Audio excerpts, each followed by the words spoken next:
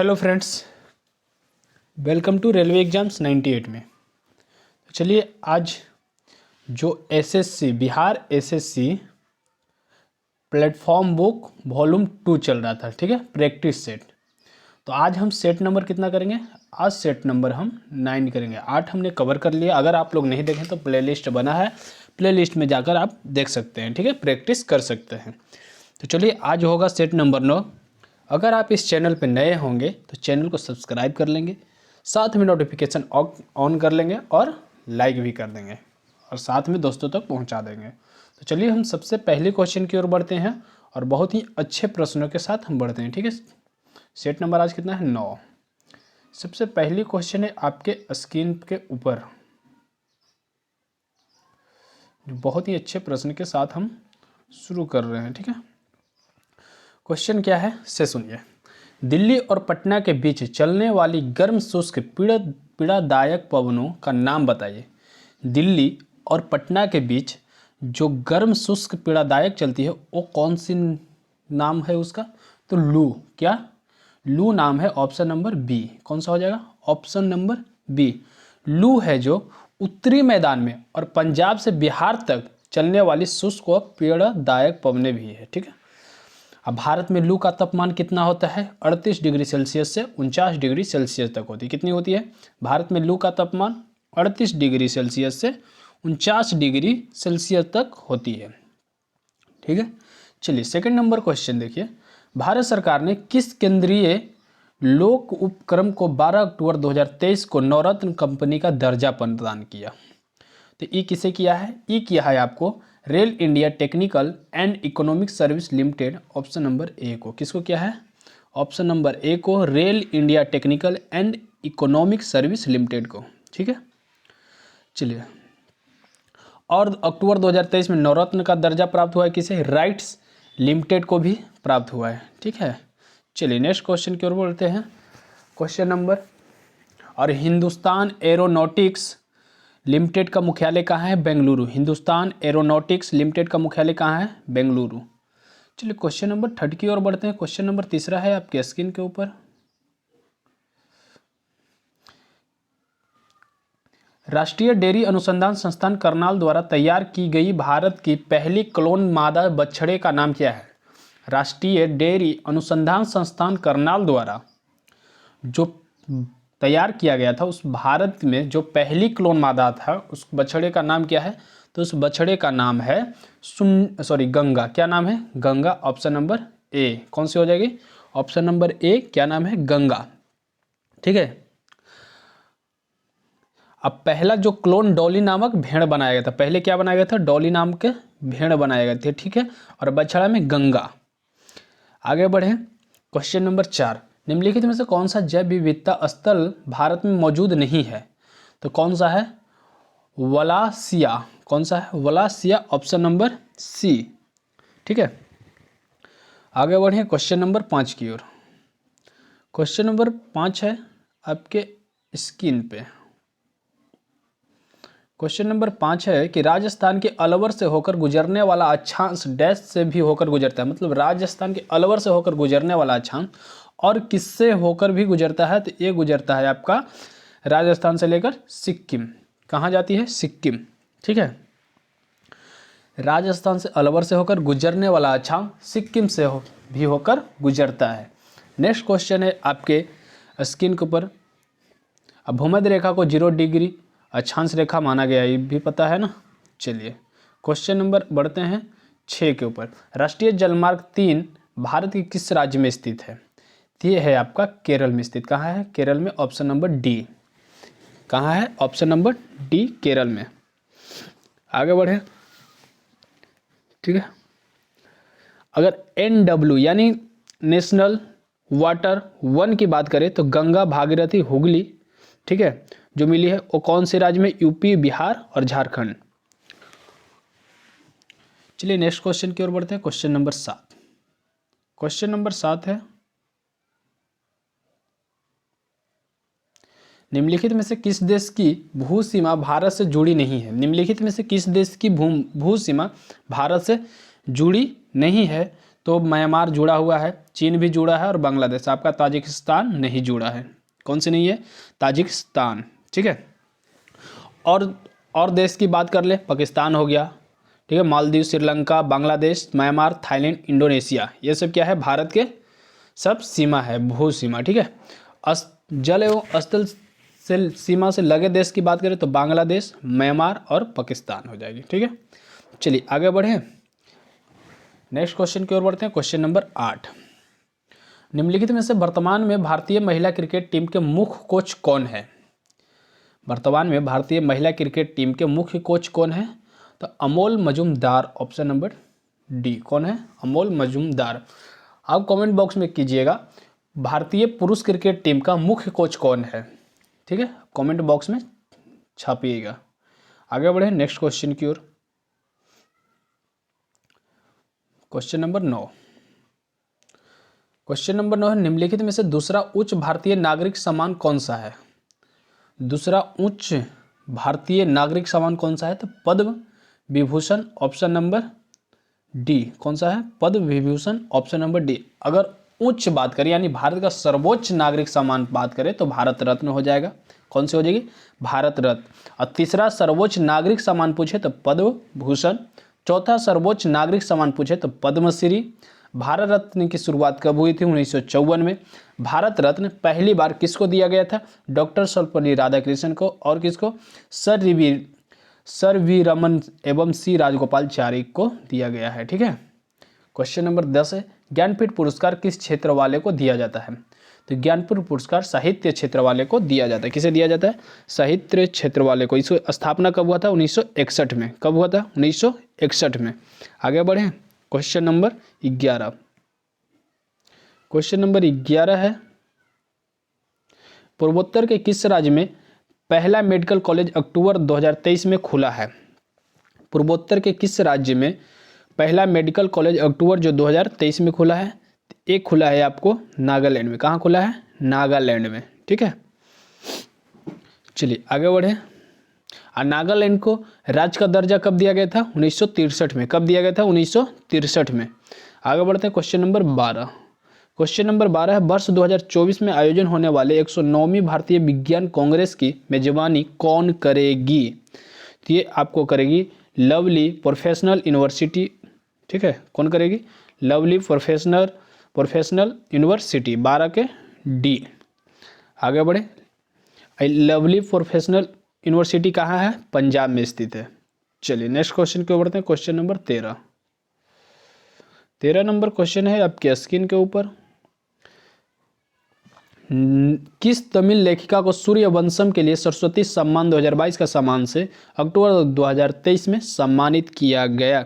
ये किया गया है आपका शिव शंकरी को। किसको? Shiv Shankari, option number D, ठीक है, ऑप्शन नंबर डी।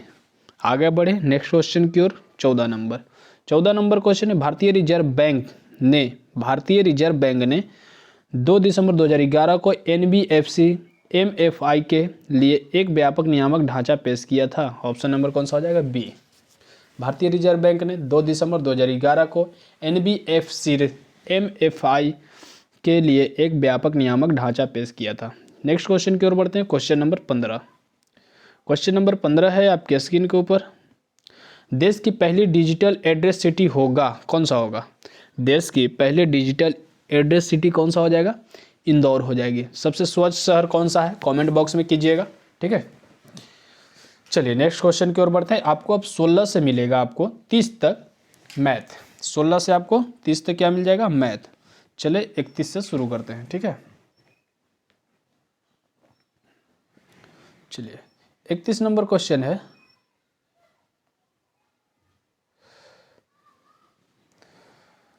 उस बौद्ध ग्रंथ का नाम बताइए जिससे त्रिभुजों के लिए नियमों का उल्लेख है। उस बौद्ध ग्रंथ का नाम बताइए जिसे त्रिभुजों के लिए नियमों का उल्लेख है। तो कौन सा है? आपका विनय पिटक। कौन सा हो जाएगा? Vinaya Pitaka, option number B. बौद्ध ग्रंथ विनय पिटक में त्रिभुजों के लिए क्या है? नियमों का उल्लेख है। अब मुख्य बौद्ध साहित्य पूछे तो त्रिपिटक कौन कौन से हैं? सुत्त पिटक, विनय पिटक और अभिधम्म पिटक, ठीक है। सुत्त पिटक में बुद्ध के क्या है? उपदेशों का वर्णन किया गया। सुत्त पिटक में बुद्ध का उपदेशों का वर्णन किया गया है। विनय पिटक में, विनय पिटक की अगर रचना की बात करें तो उपाली द्वारा किया गया। किसके द्वारा? रचना उपाली द्वारा किया गया है। आगे बढ़े, चलिए। अभिधम पिटक की रचना तृतीय बहुसंगीति में किया गया। विनय पिटक में संघ के आचरण नियमों का उल्लेख किया गया है। ठीक है, चलिए। क्वेश्चन नंबर 32, हुमायूं का मकबरा कहाँ स्थित है? हुमायूं का मकबरा कहाँ स्थित है? तो दिल्ली में। कहाँ स्थित है? दिल्ली में। अगर जहांगीर का मकबरा पूछे तो कहाँ स्थित है? लाहौर। जहांगीर का मकबरा कहाँ स्थित है? लाहौर में। बाबर का मकबरा पूछे तो काबुल में। बाबर का मकबरा कहाँ स्थित है? काबुल में। ठीक है। अब बहादुर शाह द्वितीय जफर का मकबरा कहाँ है? रंगून म्यांमार में स्थित है जो। ठीक है। औरंगजेब का मकबरा औरंगाबाद में स्थित है। औरंगजेब का मकबरा कहाँ स्थित है? औरंगाबाद में। अकबर का मकबरा सिकंदरा में स्थित है। अकबर का मकबरा कहाँ स्थित है? सिकंदरा में। ध्यान से सुनिएगा, बहुत क्वेश्चन ये सब पूछती है छोटी छोटी। शाहजहां का मकबरा आगरा में स्थित है। शाहजहां का मकबरा आगरा में स्थित है। चलिए नेक्स्ट क्वेश्चन की ओर बढ़ते हैं। Question number 33। क्वेश्चन नंबर 33 है आपके स्क्रीन के ऊपर। आनंद वन स्थापित करने के लिए कौन विख्यात है? आनंद वन स्थापित करने के लिए कौन विख्यात है? ये है आपका बाबा आमटे। कौन? बाबा आमटे। ठीक है। आनंद वन की शुरुआत कब हुई थी? 1949 ईस्वी में। कब शुरुआत हुई थी? 1949 ईस्वी में। इसको वास्तविक रूप से संगठित संस्थागत का रूप दिया गया था 1952 में। आगे बढ़े। अब बाबा आमटे का अगर मूल नाम पूछ दे तो डॉक्टर मुरलीधर देवीदास आमटे। ठीक है, चलिए क्वेश्चन नंबर 34 की ओर बढ़ते हैं। निम्नलिखित में से कौन सा युग्म सही नहीं है? क्या सही नहीं है? 34 का कौन सा सही हो जाएगा? अमीर खुसरो सरोद, भीमसेन जोशी गायन, सही है। उत्पल दल फिल्म, शंभू महाराज कत्थक। अमीर खुसरो है जो क्या थे? ये हैं सितार के सितारवाद के क्या है? आविष्कारक। अमीर खुसरो सितारवाद। ठीक है, चलिए आगे बढ़ते हैं। यानी ऑप्शन नंबर कौन सा हो जाएगा? ए। नेक्स्ट क्वेश्चन की ओर बढ़ते हैं। Question number 35। क्वेश्चन नंबर 35 है, वर्ष 2006 में 26 में हॉकी पुरुष विश्व कप का आयोजन किस देश में होगा? 2026 में हॉकी टीम का यानी पुरुष विश्व कप आयोजन किस देश में होगा? तो ये होगा आपका बेल्जियम और नीदरलैंड में। Option number B. कहाँ होगा? बेल्जियम और नीदरलैंड में। ठीक है, चलिए आगे बढ़ते हैं। Question number 36। क्वेश्चन नंबर 36 है, प्रसिद्ध पर्यटक आकर्षण विक्टोरिया मेमोरियल डैश कहाँ में है? विक्टोरिया मेमोरियल कहाँ है? ये है आपका पश्चिम बंगाल, जो कोलकाता में है। कहाँ है? कोलकाता में। कहाँ स्थित है? कोलकाता में, पश्चिम बंगाल। आगे बढ़े क्वेश्चन नंबर 37 की ओर। क्वेश्चन नंबर 37 है, नीली क्रांति से किससे संबंधित है? नीली क्रांति है जो किससे संबंधित है? तो नीली क्रांति मत्स्य पालन से संबंधित है। किससे? मत्स्य पालन से। अगर भूरी क्रांति किससे है? तो उर्वरक पदार्थ से। ठीक है, उर्वरक उत्पादन से भूरी क्रांति। सुनहरी क्रांति का बात बोले तो फल उत्पादन से। सुनहरी क्रांति फल उत्पादन से।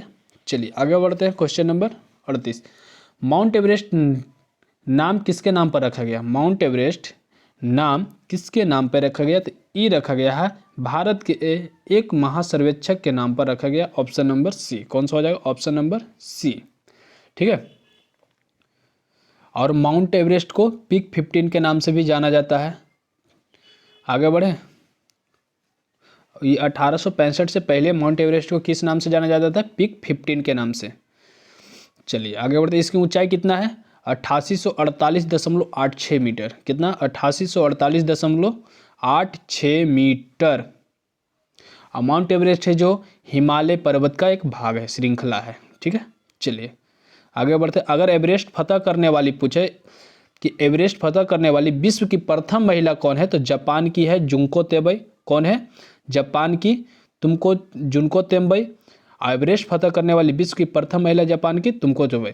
एवरेस्ट फतह करने वाली प्रथम भारतीय महिला पूछे तो बछेंद्री पाल। कौन थी? बछेंद्री पाल। अगर 2 बार एवरेस्ट फतह करने वाली पूछे प्रथम भारतीय महिला तो संतोष यादव। कौन? संतोष यादव थी। ठीक है, आगे बढ़े। चलिए क्वेश्चन नंबर 39 की ओर बढ़ते हैं। क्वेश्चन नंबर 39 है, कि निम्नलिखित में से कौन सा ऋणी को संपार्श्विक की कमी की समस्या को दूर करने के लिए सहायता करता है? तो कौन सा करता है? स्वयं सहायता समूह। कौन करता है? स्वयं सहायता समूह। चलिए नेक्स्ट क्वेश्चन की ओर बढ़ते हैं। Question number 40। किस शास्त्रीय अर्थशास्त्री ने निम्नलिखित वाक्यांश को लोकप्रिय बनाया? प्रत्येक से उसकी क्षमता के अनुसार, प्रत्येक को उसकी आवश्यकता के अनुसार है। तो कौन सा है? ये है Karl Marx, option number B. चलिए नेक्स्ट बढ़ते हैं क्वेश्चन नंबर 41 की ओर।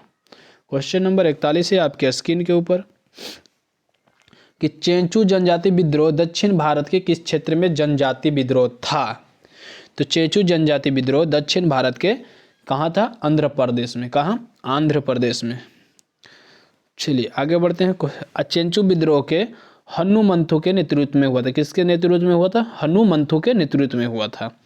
क्वेश्चन नंबर 42 है। पुष्यमित्र जो कि अंतिम और सम्राट बृहद्रथ का सेनापति था, जिसने राजा की हत्या कर दी और एक नए राजवंश की स्थापना की, निम्नलिखित में से उस वंश कौन सा था? उस वंश था, कौन सा था वंश? 42 का आपका हो जाएगा शुंग वंश। कौन था? शुंग वंश, ऑप्शन नंबर ए। ठीक है, चलिए आगे बढ़ें। अब पुष्यमित्र शुंग ने 2 बार अश्वमेध यज्ञ किया। यज्ञ कितने बार किया गया? अश्वमेध यज्ञ 2 बार। ये भी ध्यान में रखिए, क्वेश्चन पूछता है। शुंग वंश का अंतिम शासक देवभूति था। शुंग वंश का अंतिम शासक देवभूति था। चलिए, खारवेल थे जो चेदी वंश के थे, प्रतापी राजा थे। नेक्स्ट क्वेश्चन की ओर बढ़ते हैं। क्वेश्चन नंबर 43 नंबर क्वेश्चन है। शिक्षा की वर्धा योजना कब लाया गया था? शिक्षा का वर्धा योजना कब लाया गया था? 1937 ईस्वी में। कब लाया गया था? 1937 ईस्वी में। चलिए आगे बढ़ते हैं। Question number 44। Asiatic Society of Bengal की स्थापना किस वर्ष में की गई थी? तो ये की गई थी 1784 ईस्वी, option number C. Asiatic Society of Bengal की स्थापना किस वर्ष की गई थी? 1784 ईस्वी में। ठीक है, एशियाटिक सोसाइटी ऑफ बंगाल की स्थापना किसने किया था? तो विलियम जोन्स के द्वारा। किसके द्वारा किया गया था? विलियम जोन्स के द्वारा। चलिए नेक्स्ट क्वेश्चन 45 नंबर। निम्न में से किस स्थल से प्रथम खेत कृषि का साक्ष्य मिला है? क्या क्वेश्चन है कि निम्न में से किस स्थल से प्रथम खेत कृषि भूमि का साक्ष्य मिला है? तो ये मिला है मेहरगढ़। कहाँ से मिला है? मेहरगढ़ से। मेहरगढ़ स्थल है कहाँ? तो पाकिस्तान के बलूचिस्तान में है। कहाँ है? पाकिस्तान के बलूचिस्तान में मेहरगढ़ है। ठीक है, आगे बढ़े। क्वेश्चन नंबर अब 46 से आपका रीजनिंग मैथ आ जाएगी आपको 46 से लेकर 60 तक। ठीक है, 46 से लेकर 60 तक मिलते हैं 61 नंबर पे। चलिए 61 से आपका फिर रीजनिंग जीके जीएस हो जाएगा। चलिए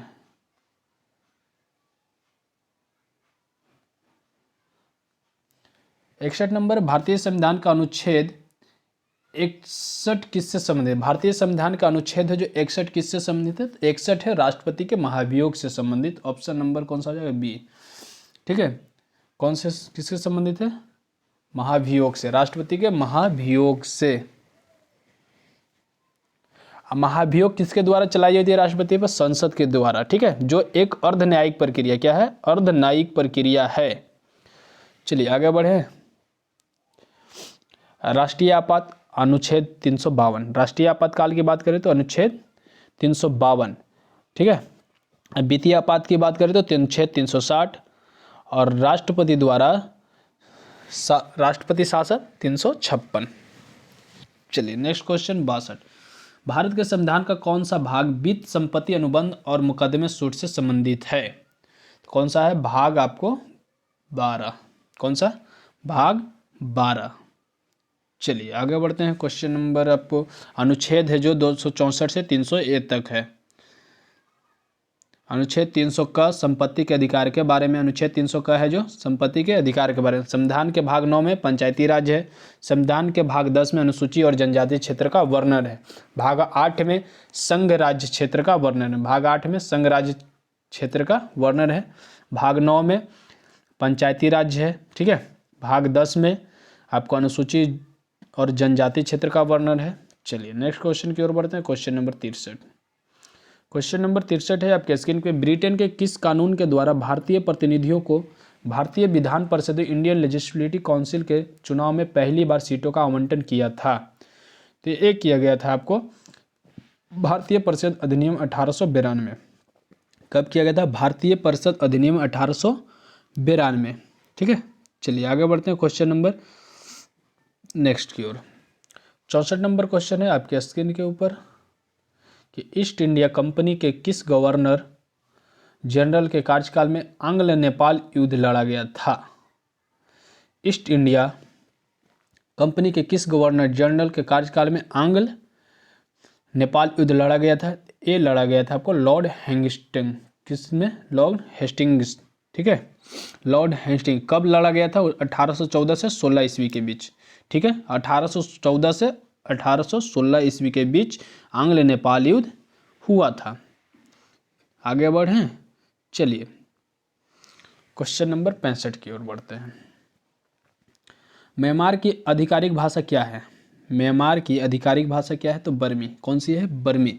म्यांमार की राजधानी नपीतैया। कहाँ है? नपीतैया। म्यांमार को स्वर्ण पैगोडा का देश कहा जाता है। म्यांमार को स्वर्ण पैगोडा का देश कहा जाता है। चलिए नेक्स्ट क्वेश्चन की ओर बढ़ते हैं। Question number 66। जून 2020 में गैर सैन को किस राज्य की ग्रीष्मकालीन राजधानी के रूप में घोषित किया गया? तो किसे किया गया है? ये किया गया है आपका उत्तराखंड को। किसे? उत्तराखंड को। ठीक है, उत्तराखंड कब भारत का राज्य बना? तो 2000 9 नवंबर 2000 को केमा बना था, 27वां राज्य बना था। ठीक है, एक किसका अंग था? उत्तराखंड, उत्तर प्रदेश का। चलिए नेक्स्ट क्वेश्चन बढ़ते हैं। अगर उत्तराखंड की बात करें तो जिम कार्बेट राष्ट्रीय उद्यान है जो सबसे पुराना है। कहाँ है? उत्तराखंड में। कहाँ है? उत्तराखंड में ही जिम कार्बेट है। ठीक है, चलिए next question, question number 67। Question number 67 है, निम्नलिखित में से किस लिपि को ईरानी लिपि का पंजाबी संस्करण माना जाता है? निम्नलिखित में से किस लिपि को ईरानी लिपि का पंजाबी संस्करण माना जाता है? तो ये माना जाता है आपको शाहमुखी लिपि। कौन सा? शाहमुखी लिपि। ऑप्शन नंबर कौन सा हो जाएगा? सी। चलिए आगे बढ़े क्वेश्चन नंबर 68 की ओर। क्वेश्चन नंबर 68 है, 73वें संविधान संशोधन अधिनियम ने के अनुच्छेद 243H के अनुसार किस राज्य को विधानमंडल निम्न निधि से पंचायतों को सहायता अनुदान देने का प्रावधान कर सकता है? कौन से है? राज्य की संचित निधि। ऑप्शन नंबर सी। राज्य की संचित निधि। ऑप्शन नंबर कौन सी हो जाएगी? सी। ठीक है, चलिए आगे बढ़ते हैं। क्वेश्चन नंबर 69 69 नंबर क्वेश्चन है कि बिहार सरकार द्वारा चलाए जा रहे मुख्यमंत्री वृद्धजन पेंशन योजना के संबंध में कौन सा कथन गलत है? क्या चुनना है? गलत। राज्य के सभी आय वर्ग के वृद्धजन इसमें शामिल हैं। बिल्कुल। यह उसी वृद्धजन को देय है जिसकी आयु 60 वर्ष से अधिक है। ये भी सही है। ठीक है, आगे देखिए, सुनिए। इस योजना में 80 वर्ष से अधिक आयु के वर्ग के वृद्धजन को 400 रुपया मासिक पेंशन दिया जाएगा। नहीं जी, ऐसी बात थोड़ी है। इनमें राज्य के 92.50 लाख वृद्धजन शामिल हैं। ये भी सही है। यानी ऑप्शन नंबर कौन सा हो जाएगा? सी आपको गलत है। क्या है? गलत है। सबको इक्वल मिलता है। चलिए आगे बढ़ते हैं क्वेश्चन नंबर 70 की ओर। क्वेश्चन नंबर 70 है आपके स्क्रीन के ऊपर। मानव विकास रिपोर्ट निम्नलिखित में से किसके द्वारा प्रकाशित की जाती है? तो एक की जाती है यूएनडीपी द्वारा। किसके द्वारा? यूएनडीपी द्वारा। ठीक है, चलिए यूएनडीपी का कब गठन वर्ष हुआ था? तो 1965 में। यूएनडीपी का गठन कब हुआ था? 1965 में। इसका मुख्यालय कहाँ है? न्यूयॉर्क में। यूएनडीपी का मुख्यालय कहाँ है? न्यूयॉर्क में। इनकी स्थापना कब हुआ था? 1965 में। गठन कब हुआ था? 1965 में। चलिए आगे बढ़ते हैं क्वेश्चन नंबर 71 की ओर। क्वेश्चन नंबर 71 है आपके स्क्रीन के ऊपर। क्वेश्चन नंबर 71 है, निम्नलिखित कथनों पर विचार कीजिए। निम्नलिखित कथनों पर विचार कीजिए। द्वितीय पंचवर्षीय योजना महालनोबिस के विचारों पर आधारित नहीं है। द्वितीय पंचवर्षीय योजना महालनोबिस के कथि पर आधारित नहीं है। महालनोबिस ने कोलकाता में भारतीय सांख्यिकी संस्थान की स्थापना की तथा सांख्य नामक एक जर्नल निकाला।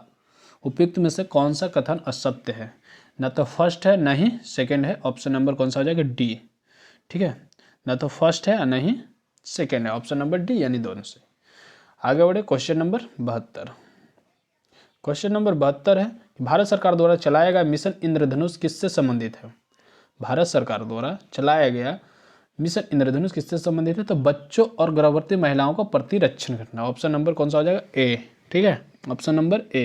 ये कब से शुरुआत हुई? तो 25 दिसंबर 2014 को हुआ था। कब से? 25 दिसंबर 2014 से लागू हुआ है। ठीक है, 73 नंबर क्वेश्चन है, प्रथम प्रधानमंत्री पंडित जवाहरलाल नेहरू ने कब नागौर राजस्थान में पहला ग्राम पंचायत उद्घाटन किए थे? तो ये किए थे 2 अक्टूबर 1959 को। कब किए थे? 2 अक्टूबर 1959 को। ऑप्शन नंबर कौन सा हो जाएगा? बी। ठीक है, कहाँ में किए थे? राजस्थान, नागौर में। आगे बढ़ते हैं क्वेश्चन नंबर 74। क्वेश्चन नंबर 74 है आपके स्क्रीन के ऊपर कि पुरुषों के 1983 के विश्व कप क्रिकेट फाइनल में कौन में मैन ऑफ द मैच निम्नलिखित में से किसे घोषित किया था? पुरुषों के 1983 के विश्व कप क्रिकेट फाइनल में मैन ऑफ द मैच निम्नलिखित में से किसे घोषित किया गया था? 1983 लेके चल गया भैया, तो कौन हुए थे? मोहिंदर अमरनाथ। ऑप्शन नंबर कौन सा हो जाएगा? B. Mohinder Amarnath. Option number कौन सा हो जाएगा? बी। जो 1983 का क्रिकेट विश्व कप हुआ था वो इंग्लैंड और किसके बीच हुआ? वेल्स में। कहाँ में हुआ था? किया गया था इंग्लैंड और वेल्स में। ठीक है, और 1983 का विश्व कप किसने जीता था? तो भारत ने जीता था। किससे हराया था? वेस्ट इंडीज को हराया था। कितने रन से? 43 रनों से। ठीक है, और सर्वाधिक विकेट किसने लिया था? रोजर बिन्नी ने। कितने लिए थे? 18। ठीक है, किसने लिए थे? 18 ने लिए थे रोजर बिन्नी ने। आगे बढ़े, क्वेश्चन नंबर 75। गांधी जी ने किस एक्ट या अधिनियम के खिलाफ लड़ने और सत्याग्रह शुरू करने का फैसला किया था? गांधी जी ने किस एक्ट या अधिनियम के खिलाफ लड़ने और सत्याग्रह शुरू करने का फैसला किया था? तो एक किए थे आपको रॉलेट एक्ट 1919। ऑप्शन नंबर ए। रॉलेट एक्ट 1919 ऑप्शन नंबर ए। लॉर्ड चेम्सफोर्ड का कार्यकाल 1916 से 1921 था, जो 1919 में रॉलेट एक्ट पारित हुआ था। यानी रॉलेट एक्ट पारित किसके समय हुआ था? लॉर्ड चेम्सफोर्ड के समय ही। लॉर्ड चेम्सफोर्ड कब से कब थे? 1916 से 1921। ठीक है, और अखिल भारतीय स्तर का गांधी जी ने पहला आंदोलन शुरू किया था तो 1919 में ही परिणाम किया, सत्याग्रह किया था। ठीक है, चलिए आगे बढ़ते हैं। जलियांवाला बाग 13 अप्रैल 1919। क्वेश्चन नंबर अब 76 से लेकर आपको 90 तक मिलेगा रीजनिंग। कहाँ तक? 90 तक आपको मिलेगा रीजनिंग। तो हम मिलते हैं 91 से। ठीक है, 91 से 105 तक।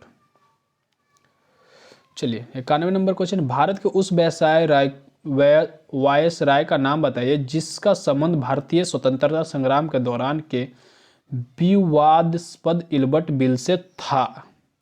तो कौन से? Lord Ripon. कौन थे? Lord Ripon. ठीक है, आगे बढ़े। क्वेश्चन नंबर 92, निम्नलिखित में से किस प्रकार की अर्थव्यवस्था में उत्पादन के कारक एकाधिकार में होते हैं? तो ये होते हैं पूंजीवादी। कौन? पूंजीवादी। चलिए नेक्स्ट क्वेश्चन की ओर बढ़ते हैं। Question number 93। क्वेश्चन नंबर 93 है आपके स्क्रीन के ऊपर, निम्नलिखित में से किसे भारत के राष्ट्रपति द्वारा नियुक्त नहीं किया जाता है? तो ये किया जाता है राज्य के मुख्यमंत्री को। किसे? राज्यों के मुख्यमंत्री को नियुक्त नहीं किया जाता है। बाकी आपको उच्च न्यायालय, भारत के उच्च न्यायालय के न्यायाधीश, भारत के मुख्य न्यायाधीश, राज्यों के राज्यपाल, ये सब राष्ट्रपति को। चलिए नेक्स्ट क्वेश्चन की ओर बढ़ते हैं। Question number 94। क्वेश्चन नंबर 94 है कि निम्नलिखित में से कौन सा ज्वालामुखी प्रशांत महासागर का ज्वालावृत्त के अंतर्गत आता है? तो कौन सा है? फ्यूजियामा। कौन सा? फ्यूजियामा प्रशांत महासागर के अंतर्गत आता है। ऑस्ट्रेलिया महाद्वीप में एक भी ज्वालामुखी नहीं है। क्वेश्चन आपसे पूछती है तो ऑस्ट्रेलिया महाद्वीप में एक भी ज्वालामुखी नहीं है। ठीक है, चलिए आगे बढ़ते हैं। Question number 95। क्वेश्चन नंबर 95 है आपके स्क्रीन के ऊपर कि लोएस चट्टान किस प्रकार की चट्टाने का उदाहरण है? लोएस चट्टान किस प्रकार की चट्टान है? तो परतदार चट्टान। ऑप्शन नंबर कौन सा हो जाएगा? बी। ठीक है, ऑप्शन नंबर बी। अब बलुआ पत्थर पूछे तो कैसी बलुआ पत्थर चट्टाने है जो किस रूप में है? तो क्वार्ट्ज। चूना पत्थर संगमरमर, लिग्नाइट कोयला, एंथ्रासाइट कोयला है। लिग्नाइट कोयला, एंथ्रासाइट कोयला है। ठीक है, चलिए नेक्स्ट क्वेश्चन की ओर बढ़ते हैं। 96, पर्णवृत्त डैश का एक अंग है, मतलब किसका अंग है? पर्णवृत्त है जो किसका अंग है? तो पर्णवृत्त पेड़ का है। किसका?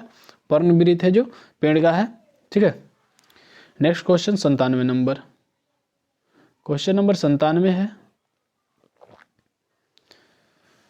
कि जिंक सल्फेट हेपर हाइड्रेट ZnSO4.7H2O के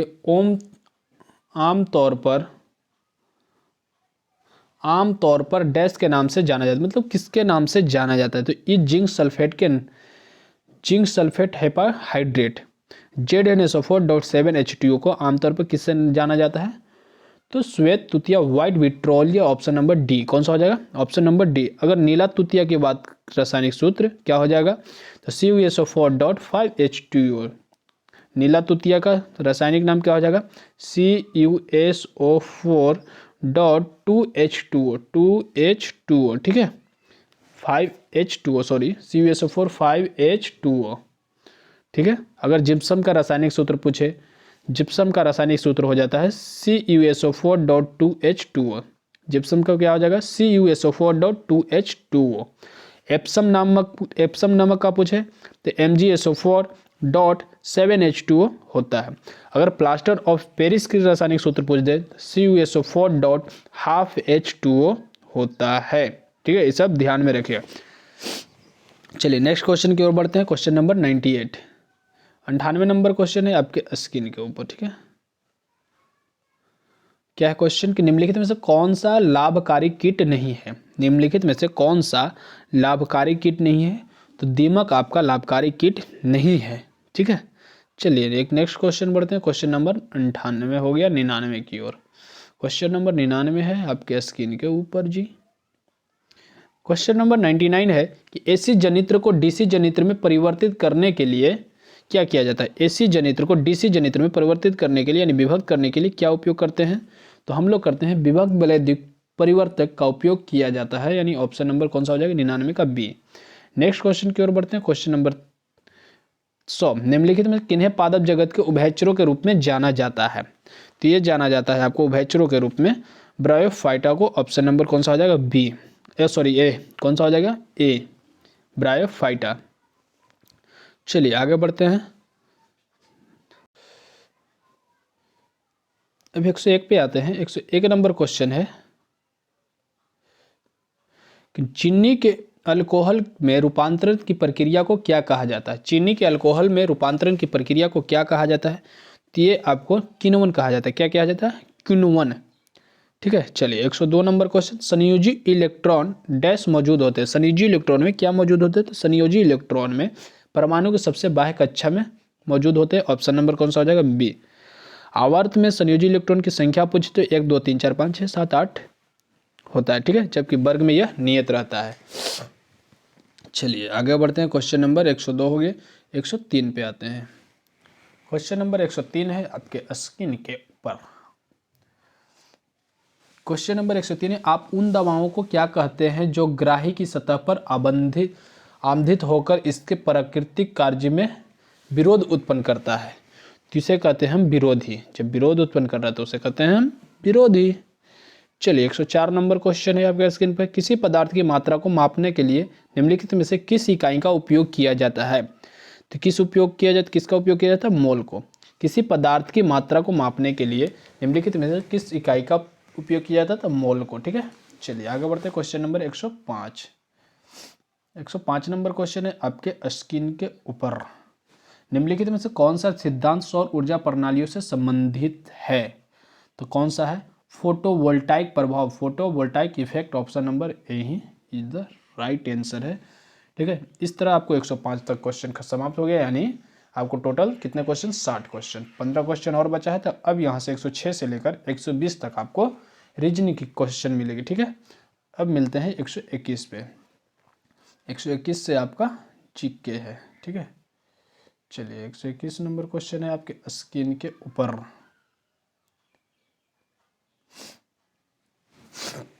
डैश पहला ब्राउज़र था जो अलग विंडो में छवियों को प्रदर्शित करने के बजाय टेक्स्ट के साथ छवियों को इनलाइन प्रदर्शित करता था, तो कौन सा हो जाएगा, मोज़ेक। किसे करता था, मोज़ेक पहला ब्राउज़र था जो अलग विंडो में छवियों को प्रदर्शित करने के बजाय टेक्स्ट के साथ छवियों को इनलाइन प्रदर्शित करता था, ठीक है। इसलिए ऑप्शन नंबर कौन सा आ जाएगा, डी। चलिए नेक्स्ट क्वेश्चन, मोज़ेक ब्राउज़र को कब जारी किया गया था, तो 1993 में, यानी 22 अप्रैल 1993 में इसको जारी किया गया था।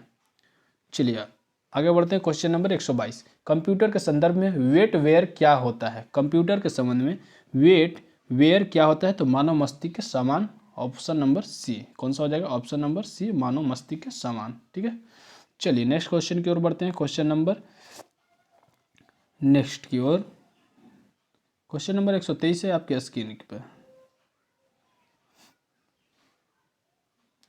सही कथन का पहचान करना है। किसको करना है? सही कथन का पहचान करना है भैया। चलिए,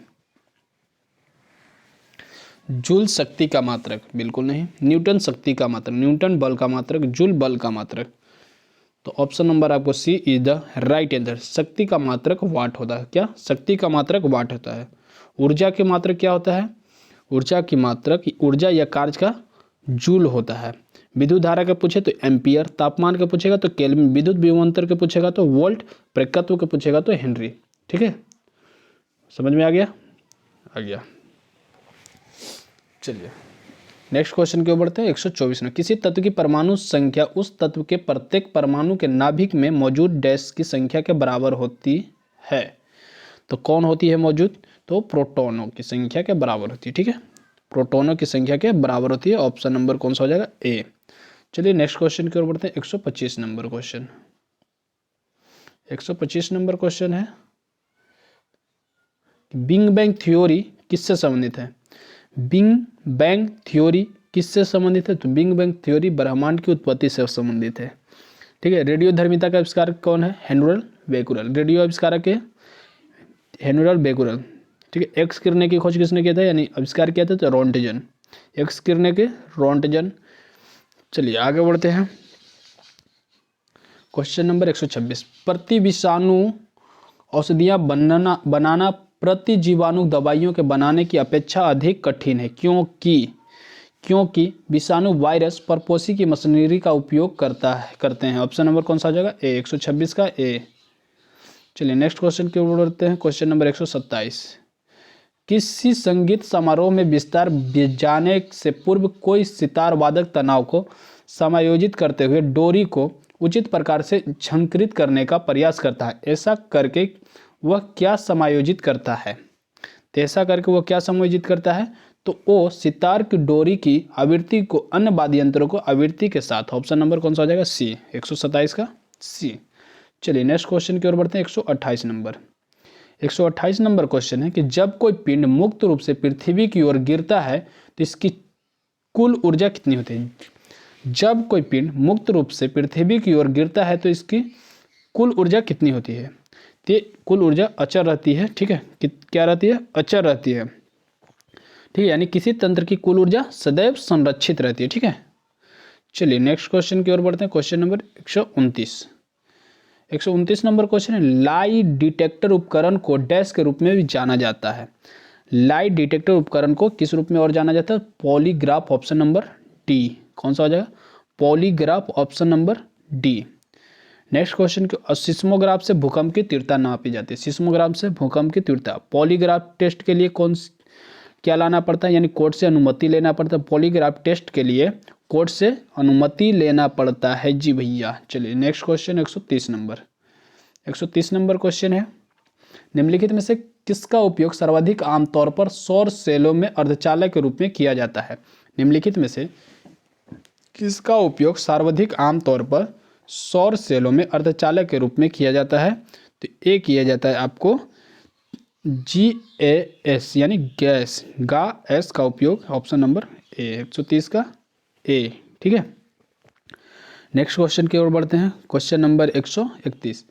131 नंबर क्वेश्चन है, पारितंत्र में एक पोषी स्तर से अगले पोषी स्तर तक हस्तांतरित होने के लिए उपलब्ध 10% ऊर्जा किस रूप से जाती है? तो किस रूप से जाती है? ये आपको रासायनिक ऊर्जा के रूप में जाती है। ठीक है, किस रूप में? रासायनिक ऊर्जा के रूप में।